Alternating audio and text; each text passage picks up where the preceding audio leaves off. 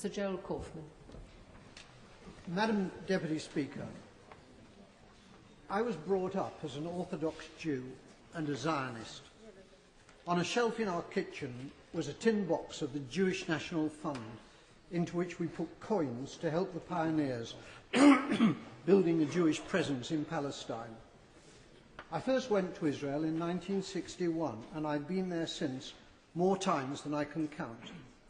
I had family in Israel, and I have friends in Israel. One of them fought in the wars of 1956, 1967 and 1973, and was wounded in two of them. The tie clip which I'm wearing is made from a campaign decoration awarded to him, which he presented to me. I've known most of the prime ministers of Israel, starting with the founding prime minister, David Ben-Gurion. Golda Meir was my friend. So was Yigal Allon, the deputy prime minister, who as a general won the Negev for Israel in the 1948 War of Independence. My parents came to Britain as refugees from Poland. Most of their families were subsequently murdered by the Nazis in the Holocaust. My grandmother was ill in bed when the Nazis came to her hometown of Stachov. A German soldier shot her dead in her bed.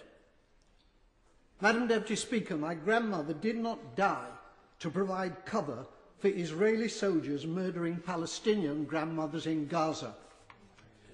The present Israeli government ruthlessly and cynically exploit the continuing guilt among Gentiles over the slaughter of Jews in the Holocaust as justification for their murder of Palestinians. The implication is that Jewish lives are precious, but the lives of Palestinians do not count.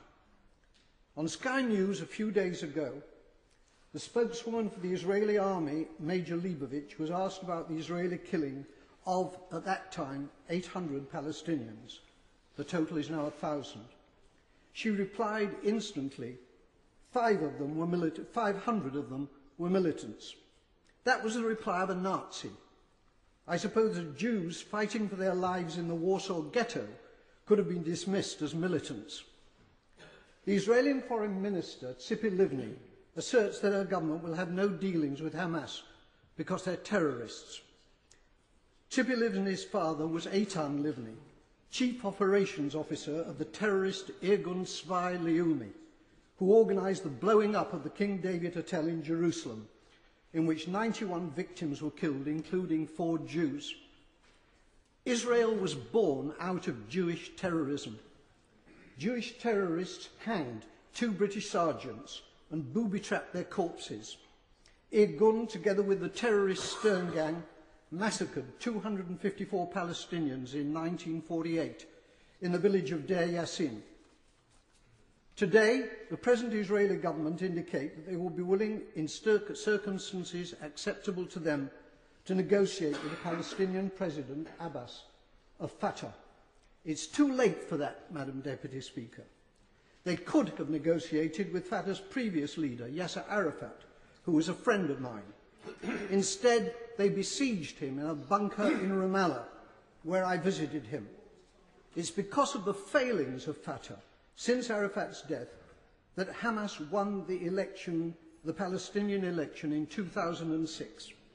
Hamas is a deeply nasty organisation, but it was democratically elected, and it is the only game in town. The boycotting of Hamas, including by our own government, has been a culpable error from which dreadful consequences have followed. The great Israeli Foreign Minister Abba Eban, with whom I campaigned for peace on many platforms, said, "You make peace by talking to your enemies."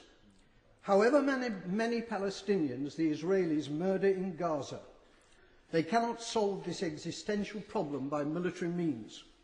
Whenever and however the fighting ends, there will still be 1.5 million Palestinians in Gaza and 2.5 million more Palestinians in the West Bank, who are treated like dirt by the Israelis, with hundreds of roadblocks and with the ghastly denizens of the illegal Jewish settlements harassing them as well.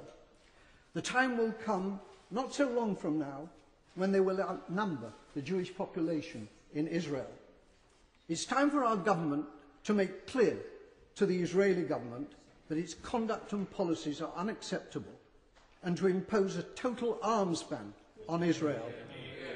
It is time for peace, but real peace, not the solution by conquest, which is the Israelis' real goal, but which is impossible for them to achieve. They're not simply war criminals, they're fools.